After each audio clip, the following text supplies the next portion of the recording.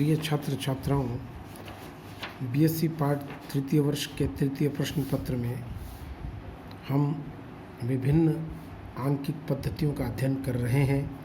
पिछले लेक्चर में मैंने आपको दशमलव आधारित पद्धति और द्वि-आधारित या आंकिक पद्धति के बारे में बताया।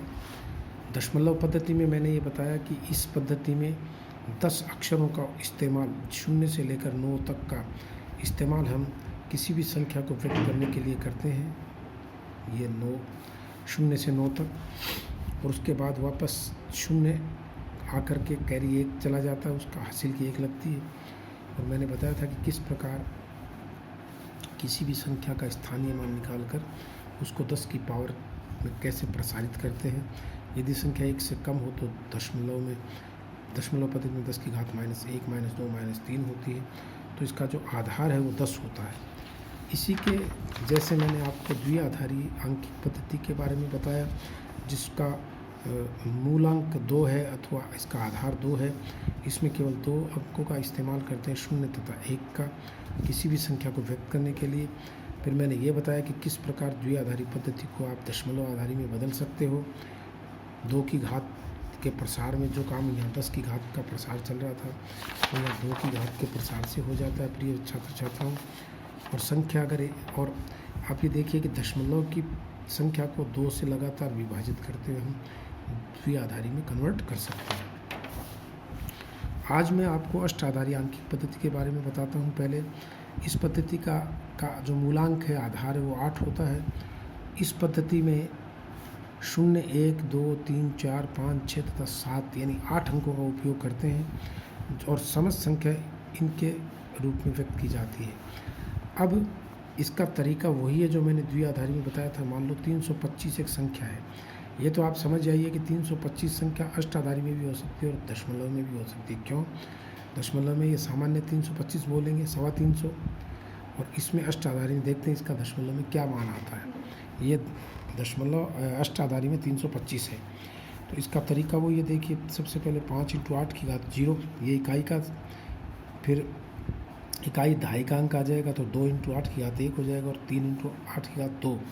तो आप छात्र छात्राओं ये देख सकते हो कि ये जो है ये हो जाएगा 5 × 1 + 16 + 3 × 64 हो जाएगा, और ये हो जाएगा 21 + 4 × 12, 36, 18 और 19, 192।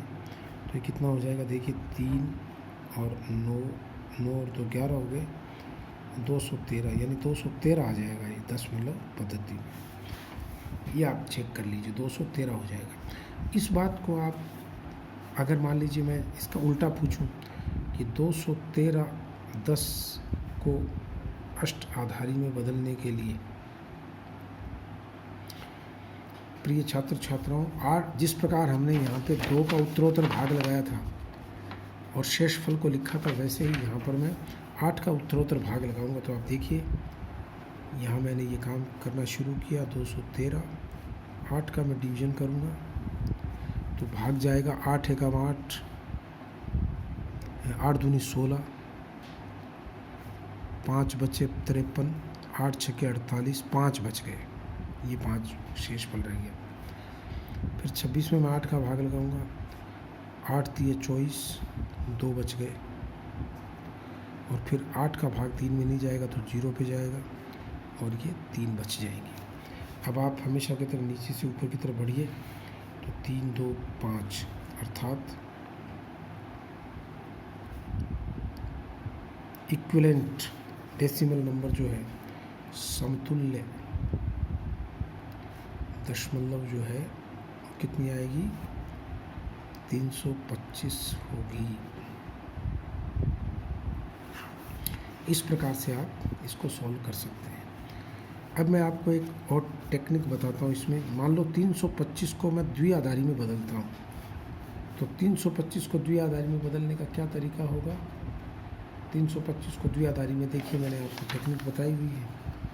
कोई भी संख्या जैसे ये, तो इसको किस तरह से बदलेंगे वो आपको मैं बताता हूँ।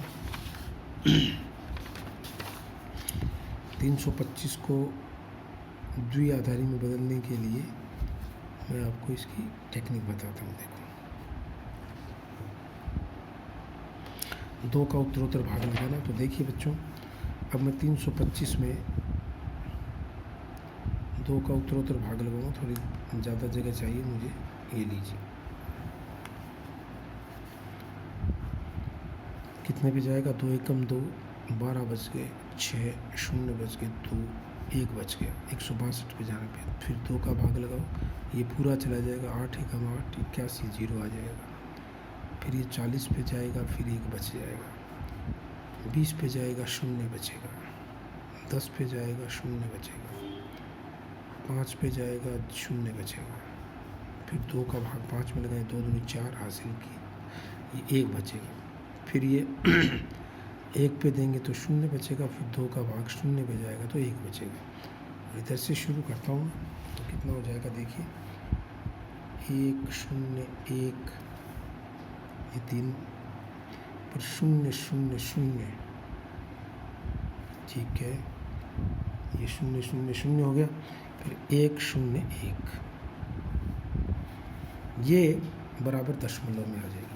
तो मैं एक बना सकता हूँ, आपके लिए एक जानकारी दे सकता हूँ कि 325 8 बराबर दशमलव में कितनी होगी? 325 8 जो है वो दशमलव में 215 होगी।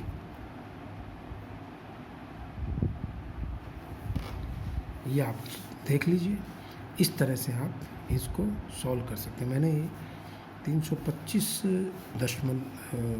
को बदल दिया है, तो आप इसको 325 10 लिख दीजिए। अभी दशमलव में हम बाद में बात करेंगे। तो 325 10 इस तरह से हो गया। अगर मान लीजिए मैं आपसे पूछूं कि भाई यहाँ पर दशमलव में 213 है, तो 213 को आप बदल के बताओ। तो देखो बच्चों, 213 को भी एक बार हम बदलेंगे, एक नियम निकालेंगे, थोड़ी सी देर लगेगी अपने को। ये मैंने 213 ले लिया, 2 का भाग लगाऊंगा, 2 एकम 2, ये देखिए 213 में कितने पे जाएगा? 106 पे चला जाएगा, 1 बच जाएगा।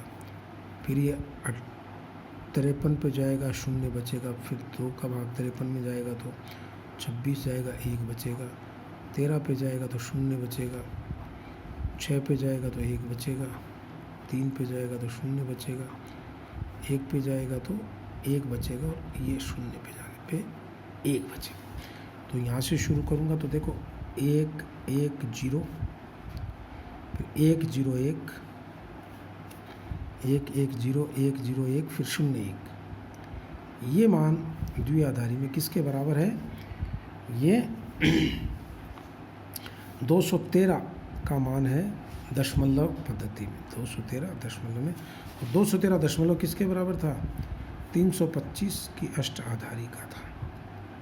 तो ये एक टेक्निक हो गई कि आप अष्टाधारी को द्विआधारी में कैसे बदलें।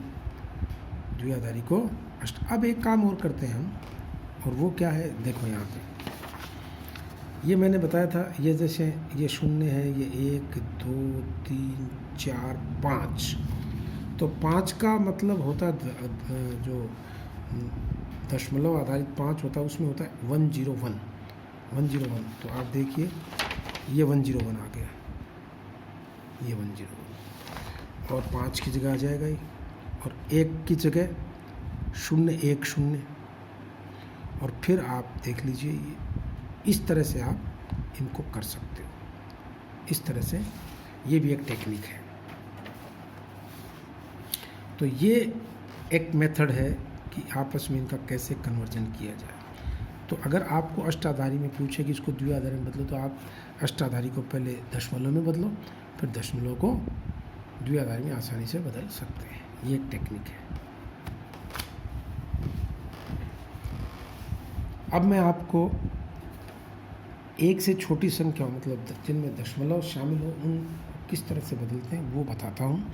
फिर हम षोडश आधारी को और समझेंगे।